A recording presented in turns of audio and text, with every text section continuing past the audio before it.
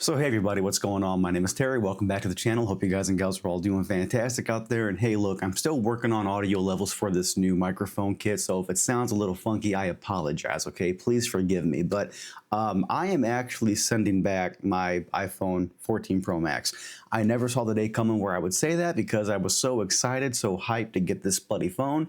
But turns out the first one I had of these a few months back was actually just a straight up bad unit.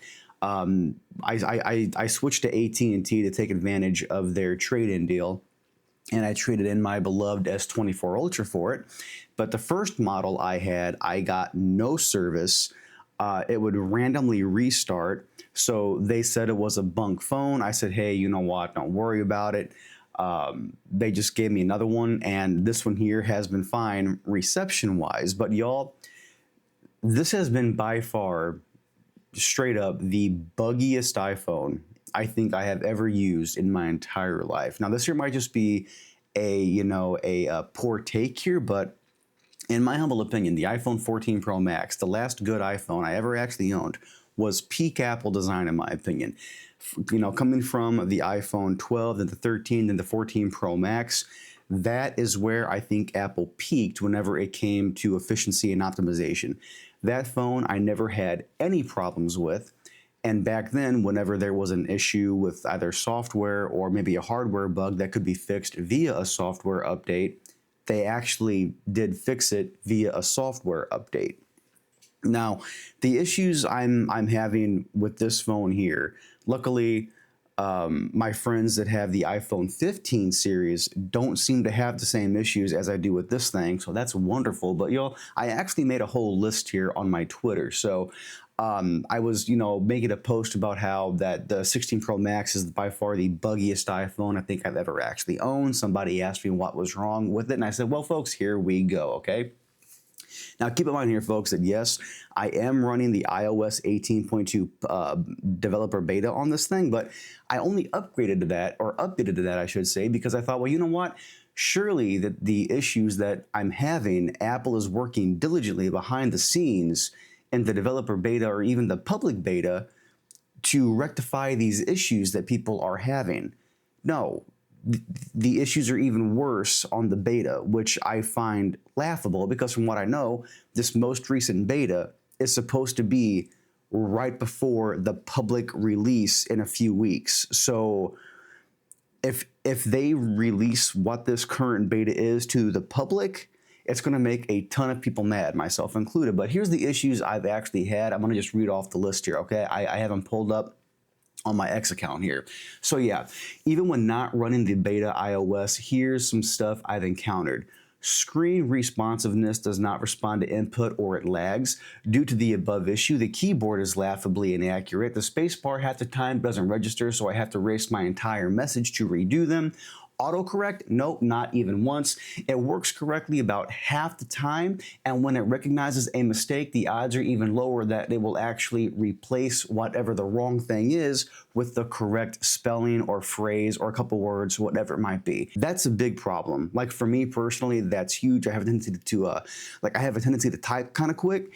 And if I don't catch those mistakes before I hit send, yeah, I can always edit it because of iMessage, but it just doesn't correct anything, it seems like right now. It's so dumb. Now, the next point here I have might be pure opinion, which of course it is, obviously, and I, of course, don't speak for the majority of people out there, but this camera button, it's useless in my opinion. I think I've used it once, and that was by accident. I was taking the phone from my pocket, and I just so happened to accidentally double tap it to bring up the camera, you know what I mean? I truly don't know what they were trying to accomplish with the camera button because it solves a problem that never existed. Like I've never once been on my phone and said, wow, I really wish there was a hardware button that I could press that I could use to activate my camera and also zoom in with, like, whatever. But, and anyway, though, I digress. Back on point here. Again, purely my opinion here. The camera button is useless. A part of me thinks that this is where the touch issues for the screen are coming from. Whenever you brush against the camera control button, the phone thinks you want to use it, so it disables touch on the screen for a few milliseconds, but that's just long enough to cause issues with what I just read above, like with the screen response issues and everything. As nice as the cameras are, they really aren't that much better than my old 14 Pro Max. Again, the cameras on this thing are amazing. And of course, the higher megapixel wide angle lens, there is something to be said for that. But whenever you're uploading these photos to social media, you know, Twitter, Instagram, TikTok, whatever it might be, nobody's going to really appreciate the higher resolution of any lens on here because they get compressed for social media anyway, but you know, whatever. And last but certainly not least here, Bluetooth connectivity from time to time would straight up stop working on my 16 Pro Max. My Apple Watch Series 9, I'm not wearing it now, but that would never have any problems whatsoever. But my AirPod 2 Pros, I would open them up, it would say they're connected. I would go to put them in my ears and my music from Spotify would come out of my phone. Even though the software would say it's connected, it wasn't connecting to them. And the only way for me to fix it is to restart the phone. Yeah, you could say, well, Terry, you know, it's just a simple phone restart, you know, it's not that big of a deal. And here's the thing, yeah, it's not a big deal to restart my device. No, it's not that. But whenever I'm at the gym and I'm ready to go do my workout, that's just an extra step I have to take in order to use hardware that should just work. Again, hardware that should just work. And it stays connected like that, I would say, for maybe about a week or so. But in order for me to use my headphones on my phone, I have to restart my phone, even though it says they are actually connected via Bluetooth and they show up and I can even click on them, but it just refuses to connect to them until I restart my device. That should never be an issue. Like it just should not happen. So what am I doing about the situation? Well, you can't see it behind me because of the bokeh, but there's a box there on my table. And that is another Galaxy S24 Ultra. Now you could be saying, well, Terry, what about the S25 coming out here shortly? And yeah, that's totally fine.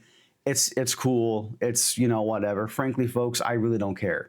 As far as I'm concerned, the S25 Ultra, it's going to be an amazing device, especially with those. Hopefully, we're going to get the rounded corners like all the leaks are saying, which honestly, I'm kind of hoping for because I just do prefer rounded corners on phones. They're a lot more comfortable to hold. But the way I see it, though, is that the S24 Ultra never gave me problems whenever it came to digging into my hand or anything. So I'm really not too worried about that. But as far as, you know, them possibly using the Snapdragon Elite, or if it's called the brand new Snapdragon SoC, that's great. You're looking at anywhere between, I think it's 20 to 30% more performance than what the new, than what the one inside the S24 Ultra has now. And yeah, for a certain person, that's going to be great, especially if you're a diehard gamer on your phone. That's great. If you do a ton of editing on your phone, it's great, sure. But the hardware in the S24 Ultra still, in my opinion, is some of the fastest hardware you can get in a smartphone today, even though it came out, what, like 9-10 months or so ago? So, I mean, in comparison to my 16 Pro Max, yeah, whenever it comes to, you know, like number Geekbench scores, sure, it does benchmark a little bit lower, but in day-to-day usage, it's still one of the best, in my humble opinion. Like, you know, look at the Tensor chip inside of Google's brand new Pixel 9. People say, oh my God, it's so slow with the Geekbench scores. And yeah, once again, it is slower than everybody else, but in day-to-day use, the AI functionality, the editing you can do on that thing, it's really quick. And again, your average person is not going to care about benchmark numbers. They care about how's the software feel, how good is the camera, and does it work with social media? Can I reliably upload stuff, edit things on my device, all that jazz? You know what I mean? So again, your average person is not going to be sitting there. Okay, well, it took 10 seconds on this iPhone, but 12 seconds on this S24 Ultra.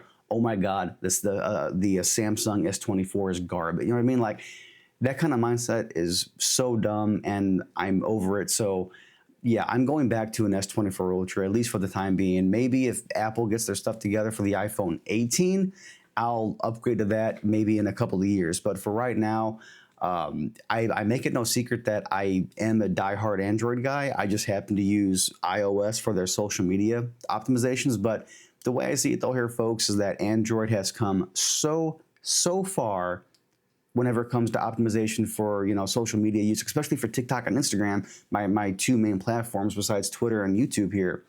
It's really almost the same in my humble opinion. So I'm really not worried about it at all. I truly am not. But folks, I'm gonna just wrap this up because frankly, I just don't want to ramble or anything here too much more. So I want to just relay a question here to you guys and gals out there in the land of the comments. Okay. All the issues I laid out with my 16 Pro Max, are you experiencing the same things, or are there issues that you're having that I didn't talk about? Do me a favor, drop them in a comment below. I would love to get some dialogue, love to get some back and forth going here, because I have seen hundreds upon hundreds upon hundreds of pages on Apple support, on Reddit about these issues I'm also having. Like I thought I was going crazy. Like, this is a brand new phone. Maybe these issues aren't really there. I'm just imagining that they're there. But to have that kind of validation that there are thousands of other people experiencing the exact same issues, it's like, okay, I'm not going crazy. These are actually legit problems. Again, if you're having the same issues or ones that I haven't talked about, sound off down below. I would love to hear what y'all have got to say as per usual. But I'm going to go ahead, drop this thing and resolve, get it uploaded for you guys. But yeah, y'all, for real. Again, my name is Terry. Thanks a lot for coming by. And yeah, I'll catch you guys and gals in the next one.